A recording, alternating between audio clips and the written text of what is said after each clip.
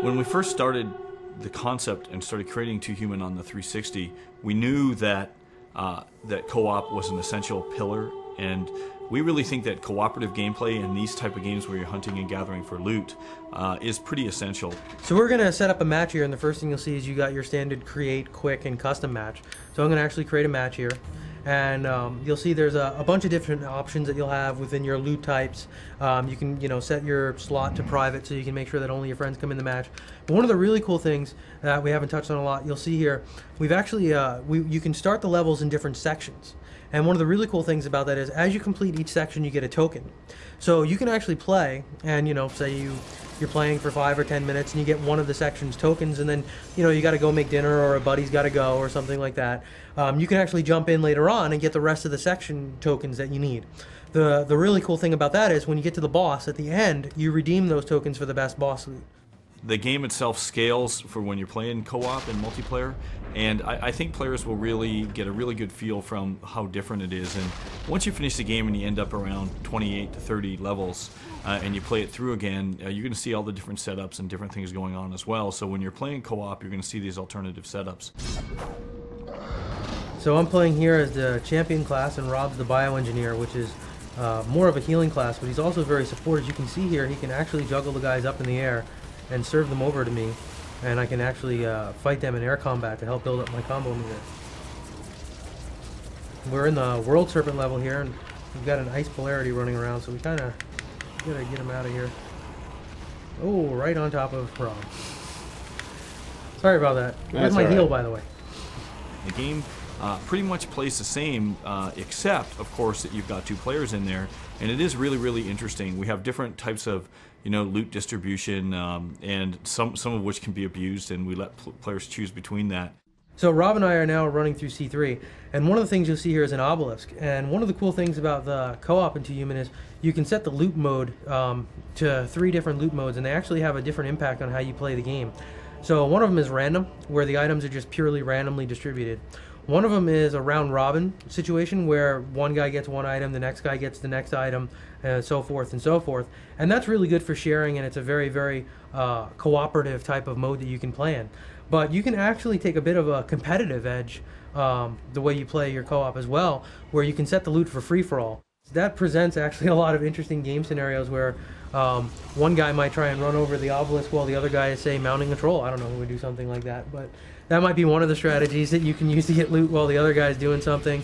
Or one of the guys might get knocked down by a barrage of missiles, and you might want to run over and loot the obelisk really quick while he's down on the ground.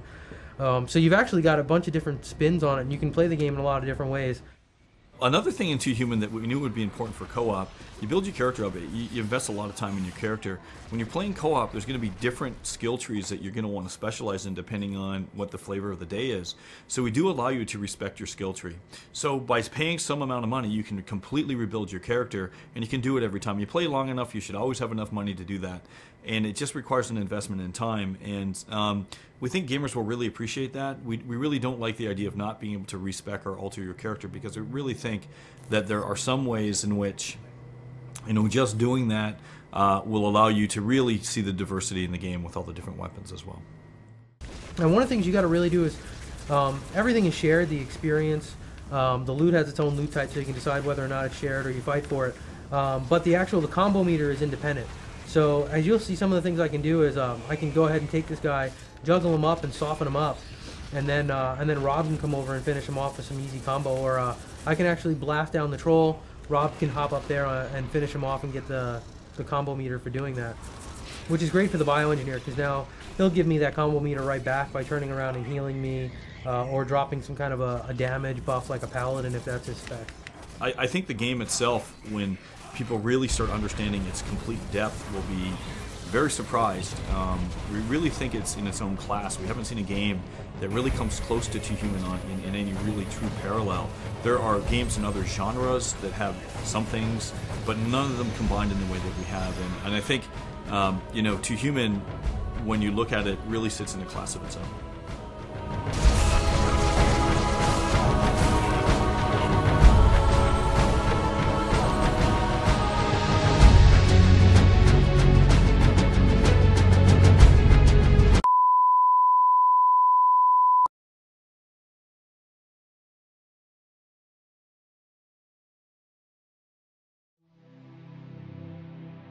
When I hear discussions about this as being a hoax, I'm amazed because it is something urgently important.